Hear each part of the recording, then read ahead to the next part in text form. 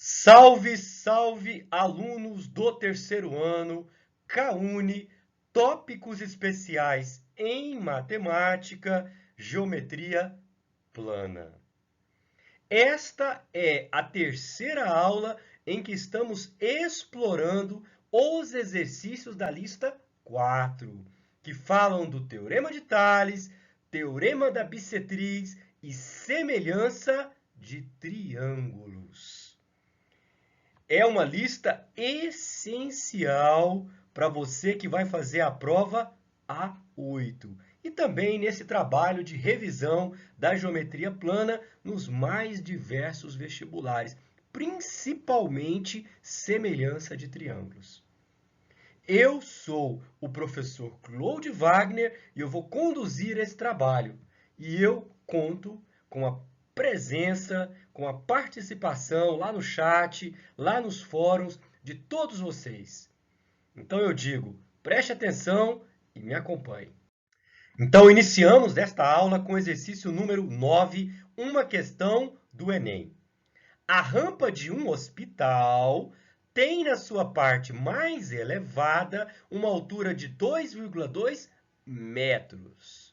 Eu vou fazer um desenho para facilitar a compreensão e a interpretação do problema. A questão em si, ela não tem desenho no enunciado, mas vamos colocar aí, tá? Nesse propósito que eu disse. Então, a rampa. Então, aqui é o ponto mais baixo, vai subindo a rampa, esse é o ponto mais alto, e o ponto mais alto está a 2,2 metros do chão. Então, essa aqui é a altura do ponto mais alto. Por isso que eu coloquei o ângulo reto. Um paciente, ao caminhar sobre a rampa, então ele vai andando, vai andando, vai andando, tá? Vamos imaginar o sujeito, tá aí, que se deslocou 3,2 metros. Então, vamos chamar aqui de P, aonde o paciente está, e ele deslocou 3,2 metros. E alcançou uma altura de 0,8 metro. A altura é a distância desse ponto vermelho até a base do triângulo, que é o solo. Então, coloquei aqui 0,8. Essa é uma distância, então aqui é 90 graus, tá? A altura, na definição, ela sempre faz 90 graus com o lugarzinho que ela chega ali, no caso é o solo, tá? Então, caríssimos, agora vamos ver a pergunta, a derradeira frase do exercício. A distância em metros que o paciente ainda deve caminhar, então é isso aqui, ó, tá vendo o cursor? PT. É isso que ele quer, que eu vou chamar de X, conforme eu acabei de colocar aí no desenho, tá bom? Então vamos encontrar o X e assinalar a alternativa correta. Então veja bem, tá? Você que vem acompanhando as aulas, há de se lembrar do final da aula anterior, em que fizemos uma questão da FUVEST, e o desenho que aparecia naquela questão da FUVEST é muito parecido com esse. Nós temos um triângulo retângulo grande, aí nesse triângulo retângulo grande, nós temos um triângulo retângulo pequeno, tá? De forma que você tem esse paralelismo entre esse lado do triângulo pequeno e esse lado do triângulo grande. É fácil ver que os ângulos que estão presentes nesse triângulo pequeno são os mesmos que estão presentes no triângulo grande, tá? Veja só, esse vermelho, ele está nos dois. Este reto, ele está nos dois. Se dois triângulos, tá? Eles têm, se os dois ângulos de um triângulo coincidem com dois ângulos do outro triângulo, forçosamente o terceiro tem que ser igual. Que a soma não é 180? Só existe uma possibilidade para o terceiro. Então, claramente, tá? Os ângulos que estão presentes nesse triângulo pequeno, que é o RQP, são os mesmos que estão presentes no grande, que é o RTC. Tá? Então, esses triângulos são semelhantes. Triângulos que têm ângulos ordenadamente congruentes, ou falando de outra maneira, os ângulos que estão presentes em um também estão presentes no outro, eles são semelhantes, que é o que eu escrevi aqui. Aqui está o pequenininho, RPQ, e aqui está o grande, RTC. E como eles são semelhantes, eu posso estabelecer, tá, uma proporção entre os lados desses triângulos. E é isso que eu vou utilizar para encontrar o cidadão aqui, que é o x. E como que eu faço essa proporção? Esse caso é elementar, tá? Mas eu vou colocar a técnica que você usa de um modo geral, tá? Você tem que se guiar pelos ângulos. Escolher o triângulo que você vai começar e se guiar pelos ângulos. Eu vou começar do pequeno para o grande. Então, é o que eu escrevi aqui, ó, do pequeno para o grande. E eu vou começar pelo ângulo vermelho. Então, eu escrevo, começando do pequeno. Quem se opõe ao ângulo vermelho no pequeno? 0,8. Agora, para o grande. Quem se opõe ao ângulo vermelho no grande? 2,2. Então, 0,8 está para 2,2. Escreva aí, tá bom? Agora, eu vou pegar um outro ângulo. Eu poderia pegar o amarelo, mas aí não vai adiantar muito, porque quem se opõe ao amarelo no pequeno? Eu não sei. E muito menos no grande. Aí eu teria que criar incógnitas, mas aí só vai dificultar a minha vida. Então eu vou pegar o ângulo reto, tá? Para continuar a proporção. Então tá aí.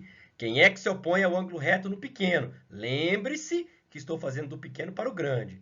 É 3,2. Quem é que se opõe ao reto no grande? É isso aqui tudo, ó. Tá? Aí, ó. Isso aqui tudo é o quê? X mais 3,2. Então, quem é que se opõe ao reto no pequeno? 3,2.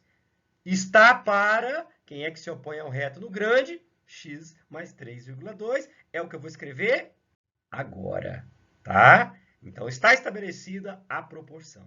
Nesta equação, a única incógnita é quem eu quero, que é o x. Que posso fazer? Simplificar o 0,8 com 3,2. Não sou obrigado, eu posso cruzar isso aqui. Só que vai me dar mais trabalho. Eu prefiro simplificar. Geralmente, esses problemas são feitos para que você faça uma simplificação. Então, vou simplificar o 0,8 com 3,2. Os dois dão por 0,8. É como se fosse 8 e 32, né? Tudo dá por 8. Tá bom? Então, vamos lá? Dá por 0,8, 1. Dá por 0,8, 4. Tá? Então, simplifiquei. Agora, eu vou cruzar. Tá bom? Então, cruzar aqui. 1 vezes isso, tá? E 4 vezes 2,2. É o que eu vou escrever na sequência. Então, 1 vezes x mais 3,2 está aqui. 4 vezes 2,2, 8,8.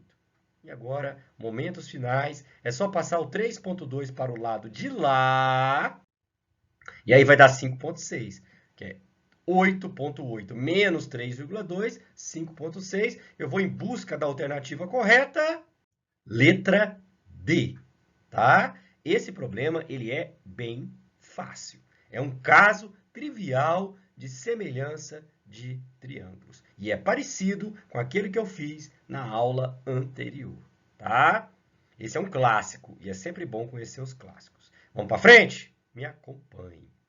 Me acompanhe. Ok? Agora a questão número 10, FUVEST. Esta é uma questão um pouco mais rica, tá? Para o nosso trabalho. Porém, o roteiro é o mesmo das questões de semelhanças de triângulos. O aluno detecta a existência de dois triângulos de tal forma que os ângulos que estão presentes em um são os mesmos que estão presentes no outro. Daí, ele diz, os triângulos são semelhantes. Na sequência, estabelece, orientado pelos ângulos, uma proporção entre os lados, porque os lados correspondentes são ordenadamente proporcionais. Ok? Vamos ver como isso se manifesta também neste exercício. Então, atenção para a leitura. Um marceneiro possui um pedaço de madeira no formato de um triângulo retângulo, cujos catetos medem 12 centímetros e 35 centímetros. Não tem desenho nesta questão, tá? Nós vamos desenhar para facilitar a compreensão. Então, tudo que foi dito na primeira frase será colocado agora no desenho. Observe. Então, aqui a peça de madeira no formato de um triângulo retângulo. Um cateto mede 12 e o outro 35, conforme o enunciado. A partir desta peça, né, de madeira, o marceneiro precisa extrair o maior quadrado possível. Então, vem com o serrotezinho dele e ele tem que tirar um quadrado daqui. Mas não é qualquer quadrado, conforme você pode perceber na sequência do texto. Tá? Tem que ser o maior quadrado possível, de tal forma que um dos ângulos retos do quadrado coincida com o ângulo reto do triângulo. Então, a quina do quadrado vai ter que coincidir com a quina do triângulo retângulo. Então, pode ser assim? Não é o maior. Pode ser assim?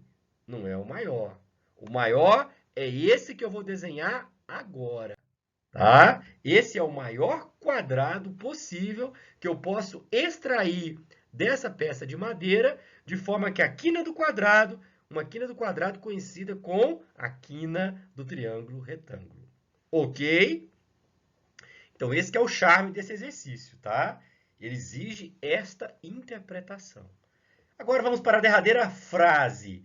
A medida do lado do quadrado está mais próxima. Aí vem as alternativas. Vamos dar um nome para o lado do quadrado, x, tá? Conforme eu coloquei aqui no desenho.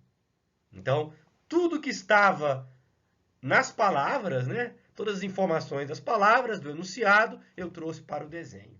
Agora vamos olhar para o desenho e ver o que a gente pode concluir a partir dele. O objetivo é encontrar o lado do quadrado. Eu vou, neste desenho, tá, destacar dois triângulos. Observe que eu vou colocar uma corzinha para eles. Esse aqui com essa corzinha clara e esse com a cor amarela. Tá? Eu vou convencer você de que esses dois triângulos têm os mesmos ângulos. Tá? Para você depois dizer que eles são semelhantes e depois fazer a proporção entre os lados. Tá? Então, vejamos. Um ângulo claramente está nos dois. Ó. Aqui é reto, porque vem da quina do quadrado, né? Aqui também é reto, porque vem da quina do quadrado. Entendeu? Então, este reto está em um e este reto está no outro. O reto está no clarinho e também está no amarelo. Agora, vamos pegar um outro par de ângulos. Esse, tá? Que está nesse clarinho e esse que está no amarelo. Eles são congruentes. Por quê, professor? Vamos lembrar de um assunto lá dos primórdios dos nossos trabalhos com a geometria plana. Aí eu destaquei essa reta vermelha, destaquei essa outra vermelha, elas são paralelas e essa azul é uma transversal. Aí o ângulo com que uma transversal, né? O ângulo com que uma transversal faz com uma reta é o mesmo que ela faz com a paralela. Então, eles são congruentes. Dois ângulos são congruentes. Se dois triângulos, tá? Se você já detectou dois ângulos que estão em um triângulo, são os mesmos dois ângulos que estão no outro, forçosamente o terceiro é igual, porque a soma deles é 180. Então, este aqui vai ter que ser igual a esse. Pronto! Estou agora, né, convencido de que esses dois triângulos têm os mesmos ângulos, portanto, eles são semelhantes. Aí eu vou estabelecer uma proporção entre os lados. Vamos ver os lados deles? O ED é x, né? Porque é o mesmo aqui do AF, né? E o EB, hein, professor? Ué, isso aqui tudo não é 12? Isso aqui não é x? Então, aqui vai ser 12 menos x, que é o que eu acabei de escrever aqui. Então, aqui é 12 menos x, aqui é x. Ótimo. Esse aqui é x, ó, do triângulo amarelo. E esse aqui, hein, professor? Ué, tudo não é 35? Vai acompanhando o cursor. Aqui não é x? Então, aqui é 35 menos x. Então, vamos escrever que o triângulo BED, clarinho, é semelhante ao CDF, que é o amarelo. E aí vamos então estabelecer a proporção. Podemos fazer do clarinho para o amarelo ou do amarelo para o clarinho, tem que escolher uma ordem. Eu vou escolher então desse aqui, ó, para este, tá? Conforme eu escrevi aqui. Agora vamos ver então os ângulos, porque é pelos ângulos que eu estabeleço a proporção. Vamos começar então com esse ângulo que só tem um traço. Quem se opõe a esse ângulo que só tem um traço no pequeno? 12 menos x.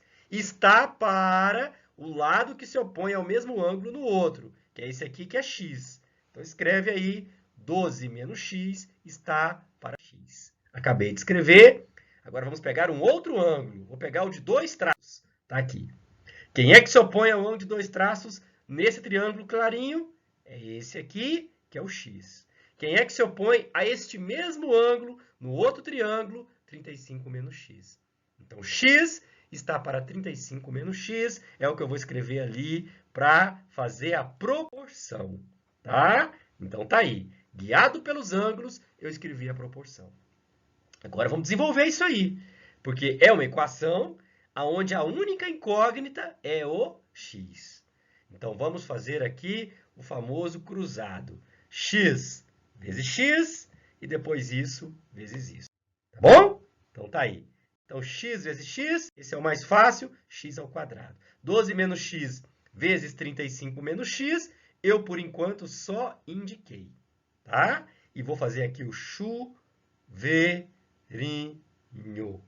Então, vamos ver o que vai aqui. 12 vezes 35, 420. 12 vezes menos x, menos 12x. Menos x vezes 35, menos 35x. Menos x vezes menos x, x ao quadrado.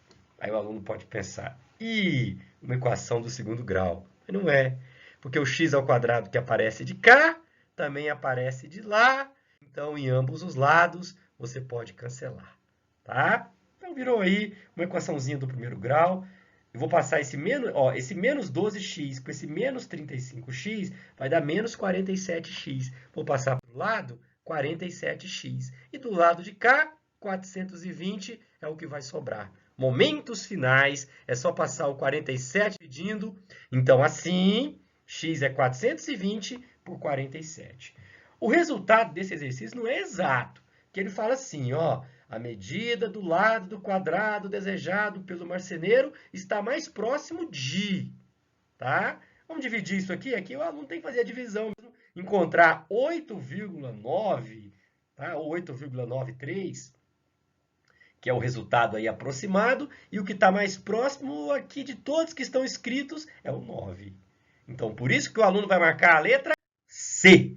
Este, então, foi o exercício 10 da FUVEST. Vamos para frente, vamos fazer mais, aprimorando. Questão número 11, Universidade Federal do Pernambuco. A próxima questão é uma questão do Enem, questão 12, e ela é muito parecida com essa, tá? É o mesmo desenho, só vai mudar a história e os dados. Mas o modo de resolver esta questão é o mesmo que você pode utilizar na próxima do Enem. Então, a próxima questão eu vou deixar para você, para o seu exercício. Lembre-se, esta é uma das listas que eu estou mais detalhando, tá? Então, com certeza, repito, importantíssima para a prova 8. E esta questão, bem como a 12 que você vai fazer, eu deixo o conselho. Faça, tá bom? Vamos ler o exercício, então. Os postes verticais AB e CD, se eles são verticais, eles fazem 90 graus com a horizontal, tá? Medem 12 e 8 metros, respectivamente. O que está nas palavras também está no desenho. Aqui, o desenho faz parte do enunciado da questão. Existem cabos de sustentação unindo a base de cada um dos postes ao topo do outro poste. Então, aqui vem dessa base até o topo. De vermelho é um cabo de sustentação. Aqui, da base deste poste até o topo do outro, é o outro cabo de sustentação. Então, aí os vermelhos são os cabos de sustentação. É isso que fala na segunda frase do texto. Agora, a derradeira frase, que é a pergunta. Qual a distância em decímetro do ponto de intersecção dos cabos, que é aqui, tá? Até a horizontal, que é aqui. Então, vamos dar nome? Aqui, aonde eles se encontram, eu vou chamar, né, de ponto E, onde os cabos se encontram, E. E aqui o pé da perpendicular, F. E X é o que eu quero saber. Também vou dar nome para o segmento BF e FD. Vou chamar, respectivamente, de A e B. Então, tudo que estava no enunciado, junto com o desenho, tá? Agora já está aí inteirado no desenho. Vamos à resolução do exercício. A ideia é a seguinte. Eu vou pegar os triângulos retângulos que têm os cabos de sustentação. Então, o B, C, D, vou pegá-lo. E depois eu vou pegar o A, B, D. E vou trabalhar com cada um deles. Esse que é o plano. Eu vou pegar os dois triângulos retângulos que têm os cabos de sustentação como hipotenusa. Tá? Então, para não assim, complicar muito a sua visão, eu vou apagar um desses dois cabos aqui, o maior, ó, que é o AD. Então, não está mais aí, tá? Eu vou olhar para o triângulo BCD, onde eu tenho este segmento, EF, perpendicular ao BD. Este desenho apareceu naquela questão da FUVEST da aula anterior, apareceu na questão da rampa que nós fizemos do Enem, tá? Então, assim, é realmente uma coisa clássica. E aí, nessa configuração, você tem esse triângulo pequeno, que é o BEF, e o grande, que é o BDC, onde eu vou dizer para você, tá, que eles têm os mesmos ângulos. E é fácil de ver. Primeiro, esse aqui, essa linha, esse aqui que eu destaquei com a linha azul, está nos dois. Está no pequeno e está no grande. O reto também está nos dois. Está no pequeno, tá? E está no grande. Aqui é 90 graus também, o poste é vertical, tá? Então, tem 90 graus no grande, tem 90 graus no pequeno. Então, se dois triângulos, você já detectou, tá? Que dois ângulos estão em um, são os mesmos dois ângulos que estão no outro, forçosamente o terceiro é igual. Já usei deste argumento. Então, aqui, ó, é igual a esse. Então, os dois triângulos são semelhantes. Eu vou escrever aí, tá? Triângulo BEF semelhante ao triângulo BCD. E aí, então, eu vou estabelecer uma proporção entre os lados. Como nós já fizemos isso algumas vezes, aqui nós vamos ser um pouco mais direto, tá? O guia é o ângulo. Quem é que se opõe ao azul, tá? Quem é que se opõe ao vermelho? É isso que eu vou fazer. Eu vou escrever lá, tá? O sentido vai ser do pequeno para o grande, isso é importante. E aí vai ficar o quê? Quem é que se opõe ao azul no pequeno? X. Quem é que se opõe ao azul no grande? 8. Então, por isso que eu escrevi x está para 8. Do pequeno para o grande, tá? Agora o vermelho. Quem é que se opõe ao vermelho no pequeno? A. Quem é que se opõe ao vermelho no grande? É A mais B, ó. A mais B. Tá? Então, no grande, quem é que se opõe ao vermelho? É o A mais B. Então, por isso que eu escrevi A está para A mais B, é o que está aqui. Tá? Então, esta proporção é feita pelos ângulos. Quem é que se opõe ao ângulo azul no pequeno? Está para quem se opõe ao azul no grande. E depois o mesmo raciocínio para o vermelho. Então, pegando esses dois, eu estabeleci essa proporção. Daqui não vai sair nada agora, tá? Aí tem 3 incógnitas, não vai sair o que eu quero. Mas eu vou pegar agora um outro triângulo. E é esse aqui, ó. Tá? Apaguei aquele lá, voltei com esta linha, tá? Agora eu vou apagar o pequeno. Pronto. E já coloquei que eles têm os mesmos ângulos, porque o argumento é o mesmo. Não vai mudar nada, tá? Então, agora eu estou olhando para esse, tá bom? Então, veja bem. Que triângulos que são semelhantes? O EDF e o ABD, tá? Então, o EFD semelhante ao ABD, tá? E aí vou estabelecer a proporção entre os lados, começar do pequeno para o grande, tá? E sempre guiado pelos ângulos. Então, do pequeno para o grande, ok? Vou escrever a proporção, tá escrito, e vou explicar. Quem é que se opõe ao dourado no triângulo pequeno? Tá? X. Quem é que se opõe ao dourado no triângulo grande? 12. Por isso que eu escrevi x está para 12. Tá bom? Agora, o ângulo azul. Quem é que se opõe ao azul no triângulo pequeno? B. Quem é que se opõe ao azul no grande? No grande é A mais B. Tá? Então, por isso, B está para A mais B. Então, este que é o detalhe do exercício. Tá? Eu peguei dois triângulos retângulos que têm o cabo de sustentação como hipotenusa. Aí eu trabalhei com um, estabeleci pela semelhança de triângulos, uma proporção, que é essa. Aí depois trabalhei com o outro e fiz a mesma coisa. Então tá aqui. Vai ter que sair daqui. Não tem de outro lugar, não tem outro lugar para sair o x, que é o que eu quero calcular. Então, veja o que farei. Eu vou vir nessa primeira e vou fazer aqui o cruzado. Aqui não tem nem como simplificar, tá? Então, vou fazer x, que multiplica isso, A mais B, igual 8, que multiplica A. Então, tá aqui, ó. A mais B vezes x, tá? Igual a 8 vezes A. Então, tá bom? Se eu fiz na de cima, por que não fazer na de baixo? Vou fazer a mesma coisa. Então, vou cruzar, ó. A mais B que multiplica x igual a 12b. Tá bom? Então, A mais bx está aqui, 12b está aqui. Aí eu vou olhar para essas duas. Tá? O lado esquerdo de uma é igual ao lado esquerdo da outra.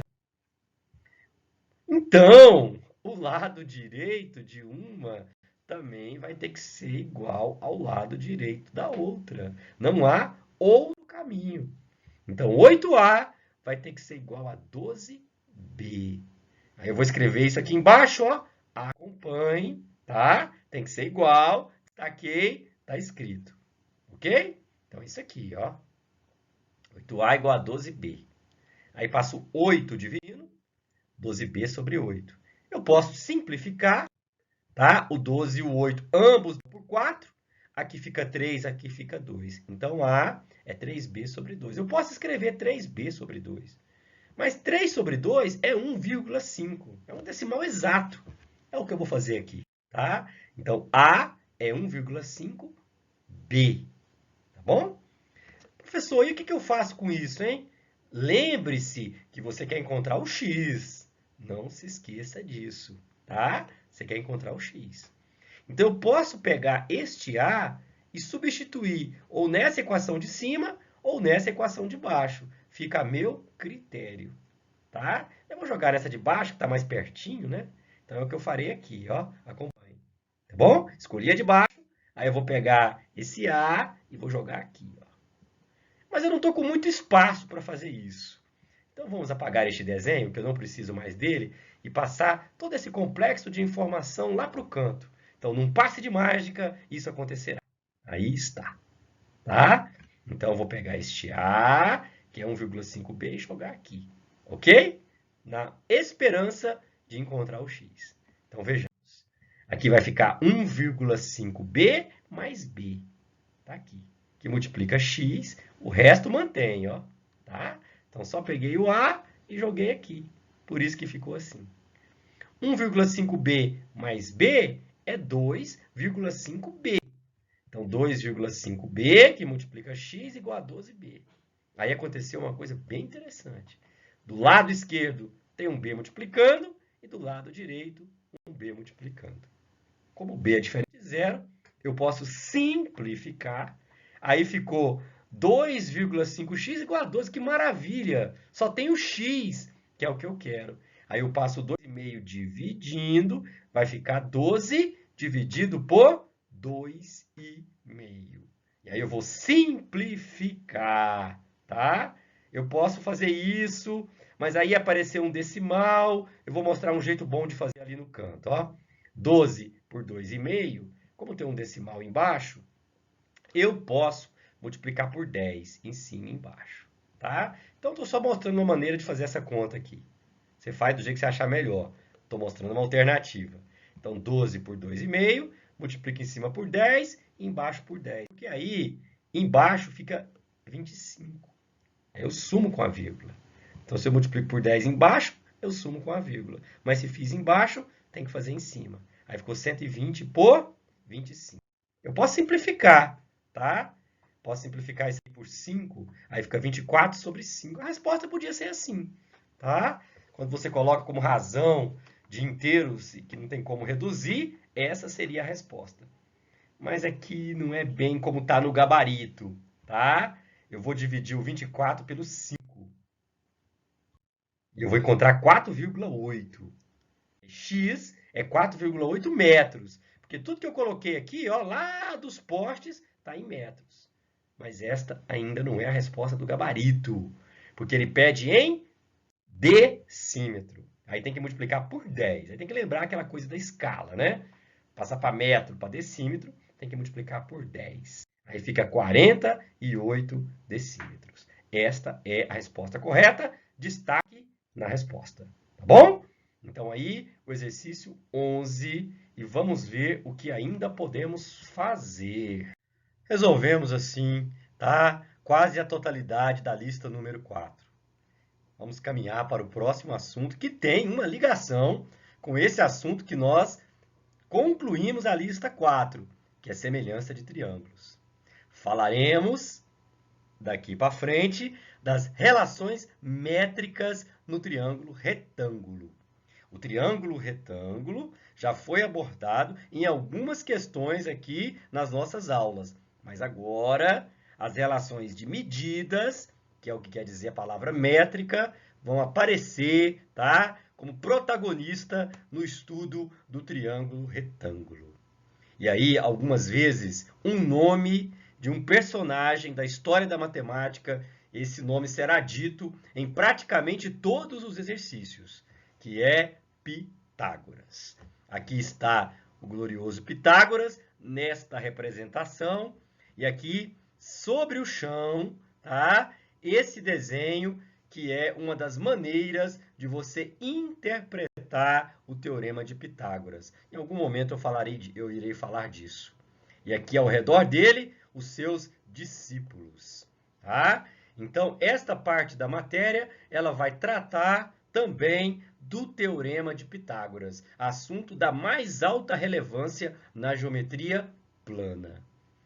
Sabe, nós já falamos de alguns personagens da história da matemática, da geometria, ali naquele momento da Grécia, aquele momento onde nasce a chamada geometria dedutiva, tá? Falamos de Euclides na primeira aula de geometria plana, falamos de Tales, tá? Ainda recentemente, e agora Pitágoras. Se você digitar no Google, vai aparecer muitas coisas, muitas frases atribuídas a Pitágoras, né? Algum fragmento de algo que seja diretamente escrito por ele, nós não temos, tá? O que existe a respeito de Pitágoras é pouco, tá? Que vem de referências posteriores e contraditório. Então, do pouco que se tem, tá? Ainda temos isso aí a dizer, é contraditório. E daquilo que podemos peneirar, né? Podemos dizer o seguinte: Pitágoras nasceu em Samos, numa ilha de Samos, lá na Grécia. Naquela época, era comum, né, atribuir aos personagens, às pessoas, como sobrenome, ou como eles eram conhecidos, o lugar de onde eles vinham. Então, dizemos Tales de Mileto, dizemos Pitágoras de Samos, que é da onde ele veio. Então, o que sabemos desse personagem? Teria ele sido o criador da chamada matemática rigorosa, da geometria dedutiva, como se diz, ou um místico que fundou uma espécie de religião?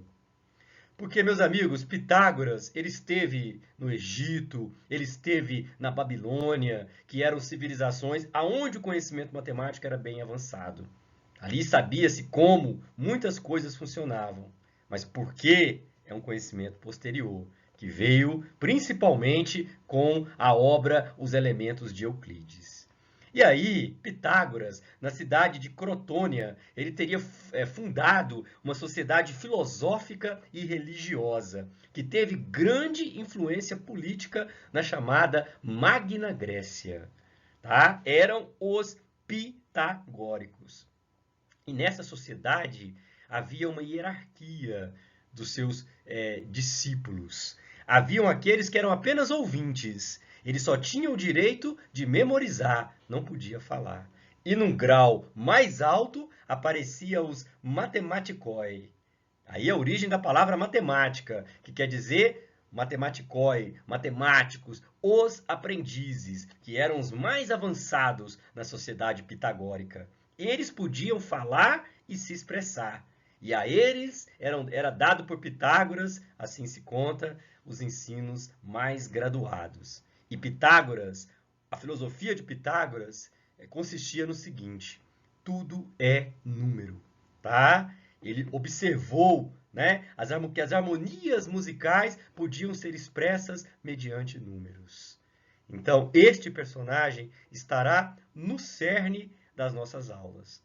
Agora, o Teorema de Pitágoras, ele não foi assim descoberto por Pitágoras. É um conhecimento muito mais antigo e provavelmente não foi demonstrado por Pitágoras. Mas isso é uma história que eu ainda vou contar.